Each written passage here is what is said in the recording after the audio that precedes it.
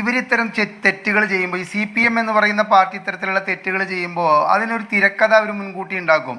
ഒരാൾ ഇന്നത് പറയണം. അതായത് ഇപ്പോൾ ഉദാഹരണത്തിന് നമ്മുടെ നവീൻ ബാബുവിൻ്റെ മരണവുമായി ബന്ധപ്പെട്ടിട്ട് നമ്മൾ ഇപ്പോൾ മലയാലപ്പുഴ മോഹനൻ പറയുന്നു, അതായത് അത് അങ്ങേയറ്റ അപലപനീയമായി. പക്ഷേ അതേ സമയത്ത് കണ്ണൂരുള്ള സഖാക്കൾ പറയുന്നു അദ്ദേഹം കൈക്കൂലി വാങ്ങിയിട്ടുണ്ട്. അപ്പോൾ ഇവരിത് വളരെ തിരക്കഥ ഉണ്ടാക്കിയിട്ടാണ് എല്ലാ കാര്യങ്ങളും ചെയ്യുക. ജോയി എന്ന് പറയുന്ന സഖാവ് അവിടെ പറയണം എന്തെന്ന്, ഇത് അങ്ങേയറ്റം ഞങ്ങളുടെ അടുത്ത് തെറ്റുപറ്റിപ്പോയി. അത് കഴിഞ്ഞാൽ ഇത് വിജയരാഘവൻ ഇങ്ങനെ പറയണം. ഇനിയിപ്പോൾ ഇവിടെ മൂന്നാറിലൊരാൾ നാക്ക് മൂർച്ച കൂട്ടിയിട്ട് ഇരിക്കുന്നുണ്ടായിരിക്കാം, M.M. മണി, അദ്ദേഹം എന്താണ് പറയുക എന്നുള്ളത് നമുക്ക് കേൾക്കേണ്ട ഒരു സാഹചര്യമാണ്. അത് വരും, താമസിയാതെ വരും. അത് ഈ ഭാഷയായിരിക്കില്ല, കുറച്ചും കൂടി അതിൽ നമുക്ക് അശ്ലീലമൊക്കെ പ്രതീക്ഷിക്കാം. അപ്പോൾ ഇവരെ ആരെന്ത് പറയണം, ആരെപ്പോൾ അതിനെ നിഷേധിക്കണം, ആർക്കെന്ത് വിളിച്ചു പറയാം എന്നുള്ളതൊക്കെ ഒരു തിരക്കഥ ഉണ്ടാക്കിയിട്ടാണ് ഇത്തരം കാര്യങ്ങളിൽ സംസാരിക്കുന്നത് എന്നുള്ളത് വേണം. ഇത് അധികാരഭ്രമം തലയ്ക്ക് പിടിച്ചിട്ടുള്ള, അധികാരത്തിൻ്റെ ധാർഷ്ട്യം തലയ്ക്ക് പിടിച്ചിട്ടുള്ളതിൻ്റെ ഒരു ഡയലോഗുകളാണ് ഇന്ന് വിജയരാഘവൻ എന്ന് പറയുന്ന ഒരു പക്വതയുമില്ലാത്തൊരു മനുഷ്യനിൽ നിന്ന് നമുക്ക് കേൾക്കേണ്ടി വന്നത്. ആഷ്മിയൊക്കെ, എനിക്ക് 64 വയസ്സുണ്ട്. ആഷ്മി കേട്ടിട്ടുണ്ടോ എന്നറിയില്ല. വെസ്പ സ്കൂട്ടർ ഉണ്ടായിരുന്നവനെ പെറ്റി ബൂർഷ്വ എന്നും അംബാസഡർ കാർ ഉണ്ടായിരുന്നവനെ ബൂർഷ്വ എന്നും വിളിപ്പിക്കാൻ പഠിപ്പിച്ച പാർട്ടിയാണിത്. ഞാൻ ഒരു സമയത്ത് ഒരു ലോറിയിൽ വന്ന സാധനങ്ങൾ ഇറക്കുമ്പോൾ അവിടെ ഒരു തർക്കം നടക്കുന്ന സമയത്ത് 1985-90 കാലഘട്ടത്തെ കാര്യമാണ് ഞാൻ ഈ പറയുന്നത്. അതിൽ ഞാൻ പോയിട്ട് ഇടപെട്ടു. കാരണം എനിക്ക് വേണ്ടപ്പെട്ട ആളുടെയാണ് ആ സാധനങ്ങൾ ഇറക്കണത്. അപ്പോൾ ഈ CITUവിൻ്റെ ആൾക്കാർ പറഞ്ഞത് എന്താണെന്നറിയോ, അയാളൊരു പെറ്റി ബൂർഷുവാണ്, ഹരിദാസ് ഇതിൽ ഇടപെടരുത്, അയാളുടെ സ്കൂട്ടർ കണ്ടില്ലേ, അയാൾ മദ്രാസിൽ നിന്ന് സ്കൂട്ടർ കൊണ്ടുവന്നിരിക്കുന്നത് കണ്ടില്ലേ. അപ്പോൾ അന്നൊന്നും എനിക്ക് ഈ പെറ്റി ബൂർഷയുടെ അർത്ഥം അറിയാമായിരുന്നില്ല.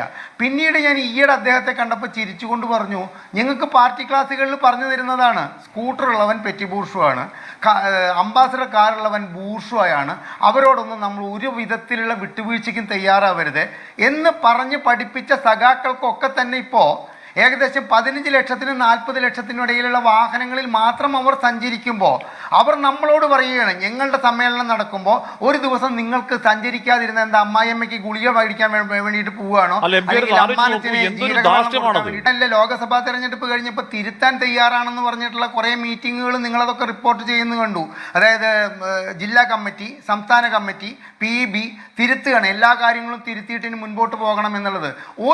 ഒരു കാരണവശാലും ഞങ്ങൾ തിരുത്തില്ല, ഞങ്ങൾ തിരുത്തപ്പെടുകയില്ല, ഞങ്ങൾക്ക് അധികാരത്തിൻ്റെ ഹുങ്ക് തലയ്ക്ക് കയറിയിട്ടുള്ളവരാണ് ഞങ്ങളെന്ന് ഉറക്കെ വിളിച്ചു പറയുന്നതിന് തുല്യമാണ്.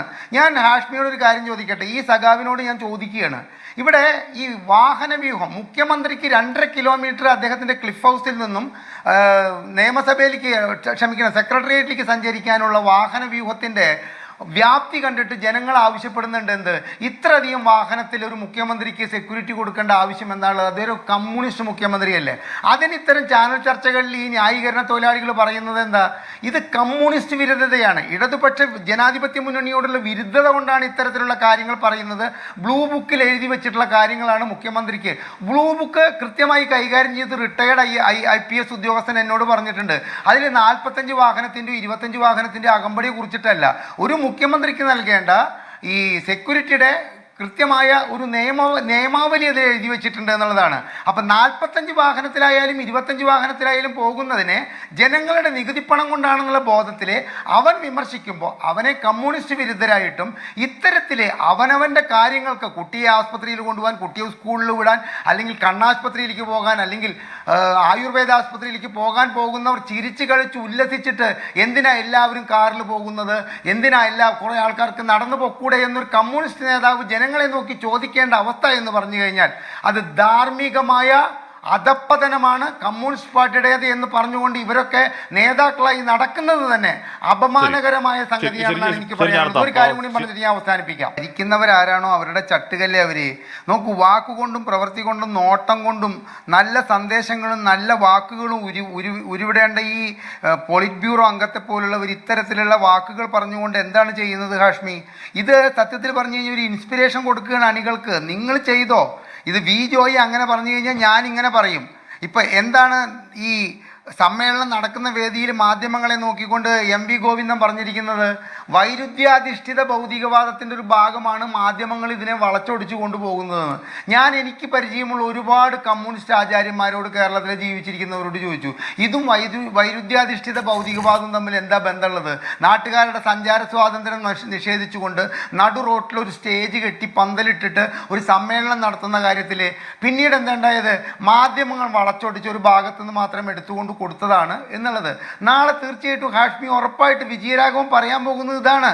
ഞാൻ ഉദ്ദേശിച്ച അർത്ഥത്തിലല്ല മാധ്യമങ്ങൾ ഇത് റിപ്പോർട്ട് ചെയ്തിരിക്കുന്നത് എന്ന് പറഞ്ഞുകൊണ്ടാണ് അദ്ദേഹം ഇതിൽ നിന്നും ഒഴിയാൻ പോകുന്നത്. പക്ഷേ അദ്ദേഹത്തിൻ്റെ അണികൾക്ക് അദ്ദേഹം കൊടുക്കേണ്ട എല്ലാവിധ പ്രോത്സാഹനവും അദ്ദേഹത്തിൻ്റെ വാക്കുകളിലുണ്ട്. നിങ്ങൾ നടു റോട്ടിലല്ല എവിടെ വേണമെങ്കിലും നിങ്ങൾ പന്തലിട്ടിട്ട് സ്റ്റേജ് കെട്ടിയിട്ട് ഇത്തരത്തിലുള്ള പരിപാടി നടത്തിക്കോ, ഞങ്ങൾ നിങ്ങളുടെ കൂടെ ഉണ്ട് എന്ന് പറയാതെ പറഞ്ഞിരിക്കുകയാണ് അദ്ദേഹം.